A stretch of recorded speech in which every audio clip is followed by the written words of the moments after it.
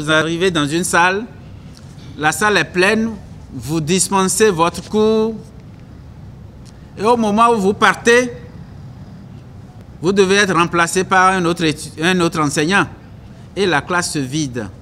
Les étudiants se lèvent et sortent derrière vous, simplement parce que le cours qui vient là, ils n'aiment pas écouter le professeur.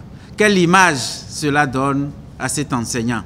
C'est pour résoudre ce problème qui fragilise le système éducatif que l'opportunité est offerte aux nouveaux assistants recrutés à l'UAC de suivre une formation pédagogique initiale. Cette formation leur permettra d'acquérir le savoir et le savoir-faire. Enseigner nécessite l'acquisition d'un certain nombre d'outils pour mener à bien cette tâche et les différentes thématiques qui seront abordées vont aider ces enseignants à s'approprier ces outils selon le directeur du centre pédagogique universitaire. Pour enseigner, il faut nécessairement avoir un certain nombre d'outils qui puissent vous permettre d'être à la hauteur de la tâche.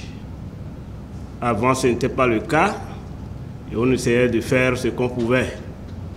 Mais depuis un certain temps, nous avons compris que former les enseignants du supérieur est aussi une chose très importante. Et comme nous le savons tous, je peux dire à monsieur le recteur par intérim que cette formation initiale que nous avions commencée depuis a toujours porté son fruit. Le vice-recteur Marcel Zonou évoque également la nécessité de communiquer et d'échanger entre enseignants et étudiants, la base même d'une bonne pratique éducative. Pour éviter cela, c'est que vous devez avoir quelque chose à partager avec les étudiants. Vous devez avoir une capacité de communiquer avec eux. Vous devez pouvoir leur dire ce qu'ils veulent savoir. Ils ont soif du savoir, c'est pour cela qu'ils sont là. Donc vous devez pouvoir définir les objectifs de votre enseignement, savoir communiquer, écouter.